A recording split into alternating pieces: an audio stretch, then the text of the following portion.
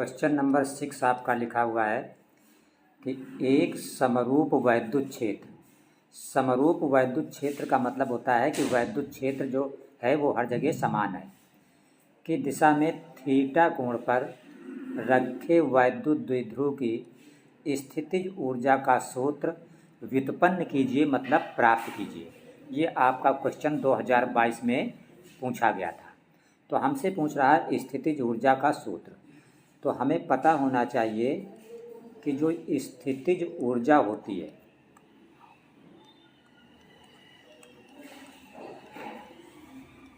ये बराबर होती है किए गए बाह्य कार्य के।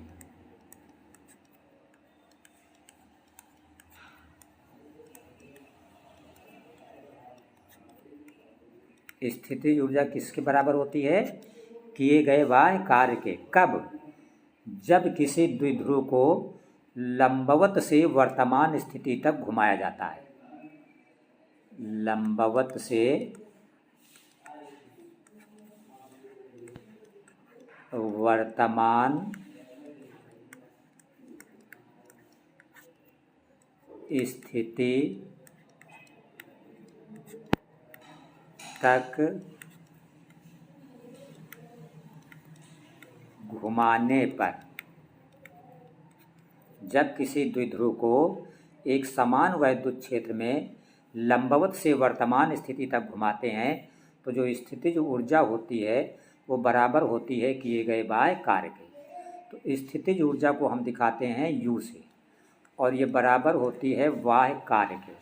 कार्य को हम दिखाते हैं W से और ये बराबर होता है सूत्र PE इंटू का मतलब गुणा cos θ1 माइनस cos θ2। जहाँ पे जो θ1 होता है तो θ1 का मतलब होता है लंबवत। जो θ1 है क्या है? मतलब लंबवत, और लंबवत का मतलब 90 अंश। और जो θ2 है ये होता है आपका वर्तमान स्थिति। कौन सी स्थिति? वर्तमान स्थिति। तो बराबर की जगह आप बराबर लगाएंगे PE cos θ1, चूँकि θ1 90 है, लंबवत है, तो हो जाएगा cos 90 माइनस cos θ2। θ2 क्या होता है? वर्तमान स्थिति। तो वर्तमान क्या है? थीटा कोण पे रखा है, तो θ2 की जगह पे आ जाएगा आपका थीटा और ये ब्रैकेट बंद हो गया। बराबर आप लिखेंगे PE। अब ट्रिग्नोमेट्री में cos 90 का मान होता है 0 माइनस ये क्या है आपका? cos θ। तो यहाँ पे 0 का मतलब कुछ नहीं, तो आप जब PE का माइनस cos θ में गुणा करेंगे तो ये बराबर आपका क्या हो जाएगा? बराबर हो जाएगा माइनस PE cos θ। ये आपका वैद्युत स्थितिज ऊर्जा U का सूत्र प्राप्त हो गया। तो जब भी क्वेश्चन आया आपका ये वाला तो सिर्फ आप इतना करेंगे और आपका ये क्वेश्चन कंप्लीट हो जाएगा। ये क्वेश्चन नंबर आपका जो 7 है इसमें 2 सवाल हैं। पहला कह रहा है स्थित वैद्युत बल रेखाएं एक सतत वक्र हैं। ये बल रेखाएं एकाएक विखंडित नहीं होती, मतलब टूटती नहीं। ऐसा क्यों है? तो आप आंसर लिखेंगे इसका कि बल रेखाएं एकांक क्षेत्र में प्लस आवेश द्वारा तय किए गए पथ का रास्ता को दर्शाती हैं। यदि बल रेखाएं अचानक टूटती हैं तो इसका अर्थ है कि प्लस आवेश एक स्थान से दूसरे स्थान पर अचानक चला जाता है, जो कि असंभव है। आगे आप ये भी लिख सकते हैं कि प्लस आवेश एक से दूसरे स्थान पर चले जाने का अर्थ है कि आवेश अचानक शून्य हो गया, और ये भी असंभव है।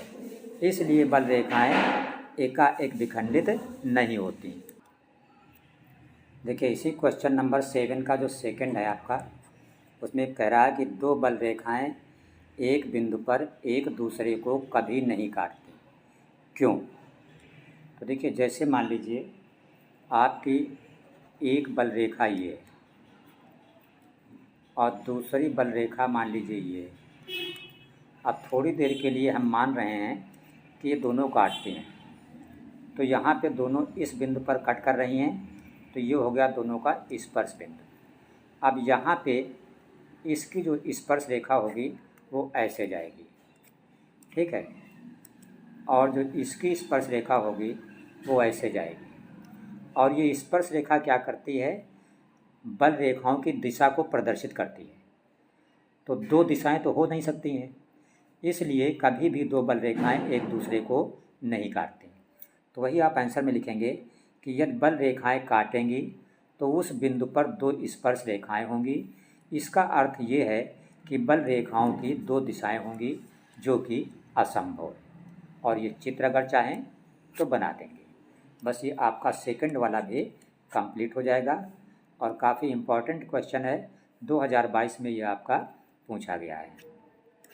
ये क्वेश्चन नंबर 8 जो है काफ़ी इम्पॉर्टेंट क्वेश्चन है।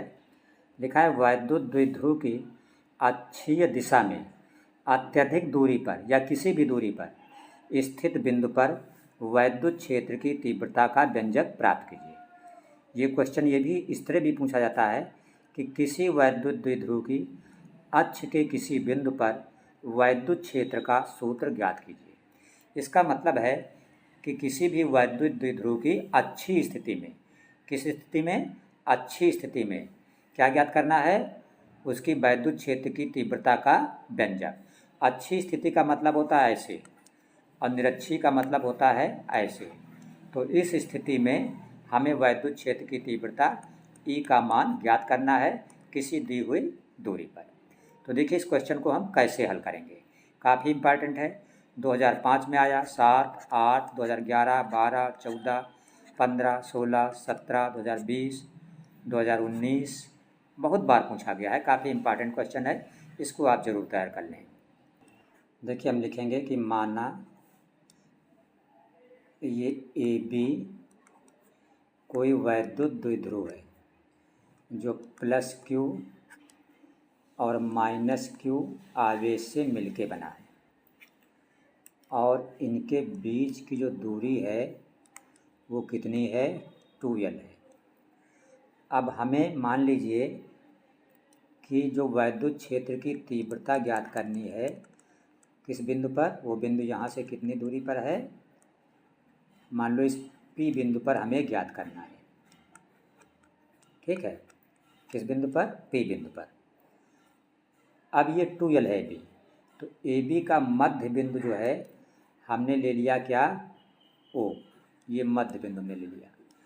और मध्य बिंदु O से इस P की, जहाँ पर हमें वैद्युत क्षेत्र की तीव्रता ज्ञात करनी है, इसकी दूरी क्या है, R है। तो हम क्या लिखेंगे, हम लिखेंगे सबसे पहले इसमें कि AB वैद्युत द्विध्रुव है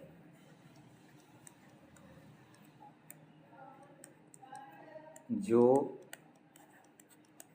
+Q -Q आवेश से बना है। आगे लिखेंगे AB बराबर 2L।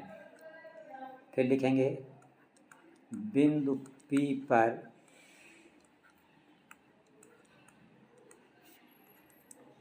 वैद्युत क्षेत्र की तीव्रता E ज्ञात करनी है, ठीक है। फिर हम आगे लिखेंगे, यहाँ पे देखिए आगे हम लिखेंगे +Q आवेश से P की दूरी।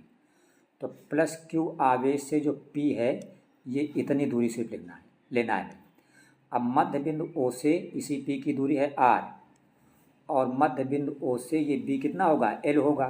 क्यों, क्योंकि पूरा ये 2L है, ये मध्य बिंदु है तो ये आधा L हो गया। तो इस R से अगर हम इतना L घटा देंगे तो ये हमारी दूरी प्लस क्यू से पी की निकल आएगी। तो वही हमने लिखा प्लस क्यू आवेश से पी की दूरी आर माइनस एल। फिर हमने लिखा माइनस क्यू आवेश से पी की दूरी, तो माइनस क्यू आवेश यहाँ ये इतना एल हुआ और ये इतना आर है बिंदु पी, तो आर प्लस एल हो गया। अब हमने मान लिया कि प्लस क्यू आवेश के कारण इस बिंदु पी पर तीव्रता क्या है, आगे की तरफ होगी E1 इधर, और माइनस क्यू आवेश के कारण पी पर इसी पर तीव्रता माइनस के कारण किधर होगी, माइनस की दिशा में इधर होगी। इसको हमने मान लिया E2। तो हमारी जो परिणामी तीव्रता होगी वो क्या होगी, E1 माइनस E2। तो हम क्या करेंगे, E1 और E2 का मान रख के घटा देंगे, जो आएगा वही हमारी परिणामी तीव्रता हो जाएगी। तो हमने लिखा E बराबर E1 माइनस E2, तो हमारा E बराबर हुआ E1। अब जो ये E1 है, तो आप जानते हो R दूरी पर वैद्युत क्षेत्र की तीव्रता E का सूत्र होता है 1/4 pi epsilon not into Q upon r square. तो क्यू आर का मतलब कि प्लस क्यू आवेश से जो E1 कैसे था, प्लस क्यू आवेश के कारण, और प्लस क्यू आवेश से दूरी इस पी की कितनी थी, आर माइनस एल। तो जहाँ पे आर स्क्वायर है वहाँ पे आर माइनस एल का होल स्क्वायर लिख देंगे। फिर ये माइनस लगाएंगे, E2 की जगह पर भी 1/4 pi epsilon not into Q upon, अब आर माइनस एल की जगह पे क्या लिख देंगे, आर प्लस एल लिख देंगे, क्योंकि माइनस क्यू से इस बिंदु P की दूरी ये इतनी L और ये R प्लस एल है। अब यहाँ पे कामन क्या हो जाएगा, 1/4 पाई एप्सिलॉन नॉट कामन हो जाएगा, क्योंकि ये और ये दोनों में है, Q भी दोनों में है, तो ऊपर से Q कामन हो जाएगा।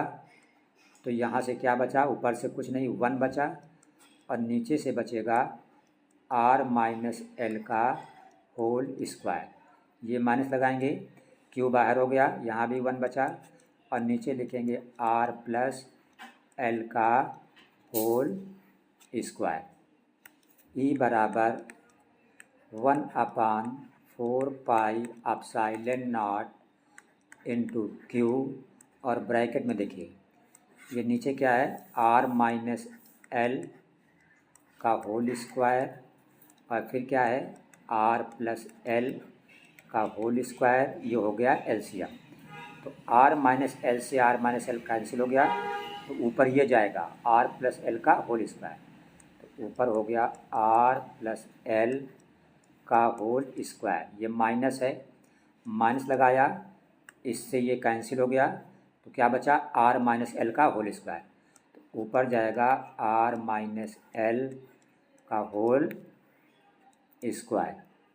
तो E बराबर आपका हुआ 1/4 pi epsilon not into Q, ये खोल दो, A प्लस बी का होल स्क्वायर, तो R square plus L square plus 2RL, ये खोल दो, A माइनस बी का होल स्क्वायर, A स्क्वायर मतलब R स्क्वायर, तो माइनस से हो गया माइनस का, plus B square L square plus का, तो माइनस से हो गया माइनस का, फिर माइनस 2AB यानी माइनस 2RL, तो माइनस 2RL इस माइनस से हो जाएगा प्लस का, तो प्लस का 2RL, और ये ब्रैकेट बंद कर देंगे।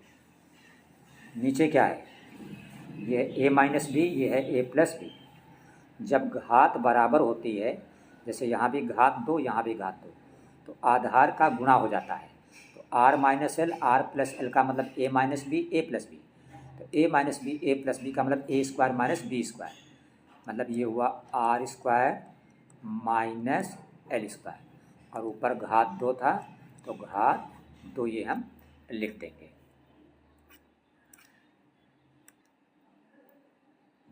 अब यहाँ पे प्लस का R स्क्वायर,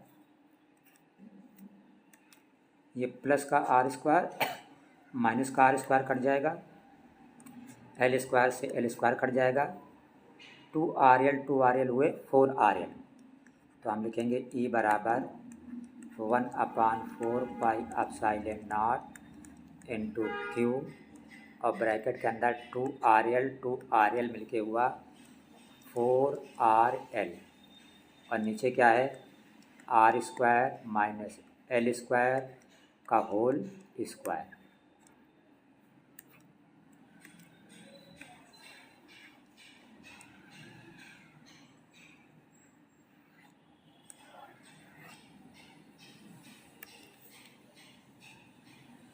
देखिए द्विध्रुव के बीच जो दूरी होती है 2l, ये बहुत अल्प दूरी मानी जाती है। तो 2l जब छोटी है तो l तो और छोटी होगी। तो हम मान लेते हैं कि माना l का मान बहुत छोटा है। इस निशान का मतलब बहुत छोटा है, किससे? r से। तो जब l का मान बहुत छोटा है तो l क्या होगा? ये l छूट जाएगा, यानी 0 हो जाएगा। तो क्या बचेगा? सिर्फ आर स्क्वायर, और ऊपर क्या है? स्क्वायर। तो स्क्वायर का स्क्वायर, तो 2 दूना 4, नीचे हो जाएगा r की घात 4। तो ये हमारा e बराबर बचेगा 1/4 pi epsilon not into Q, जो 4RL है इसको हमने लिखा 2R इंटू 2L, तोड़ दिया, 2 दूना 4 RL, और नीचे हमारा हो गया r की घात 4। ठीक है।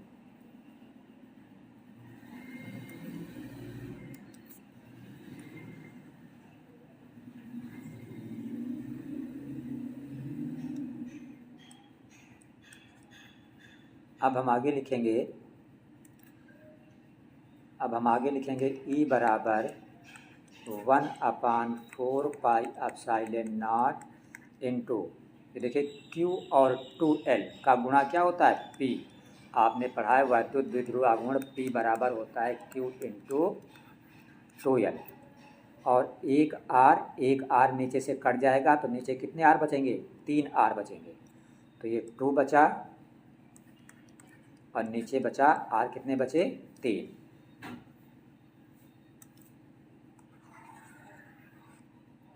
तो इसको हम एडजस्ट कर देंगे। तो e बराबर हमारा हो जाएगा 1/4 pi epsilon not into 2p बटे r की घात 3। ये हमारी होती है वैद्युत द्विध्रुव की अच्छी स्थिति में वैद्युत क्षेत्र की तीव्रता का व्यंजक। तो चैनल को सब्सक्राइब रखें, क्योंकि पूरा चैप्टर हम आपके लिए करने वाले हैं और इसका एक एक क्वेश्चन बोर्ड एग्ज़ाम के लिए काफ़ी इम्पोर्टेंट है।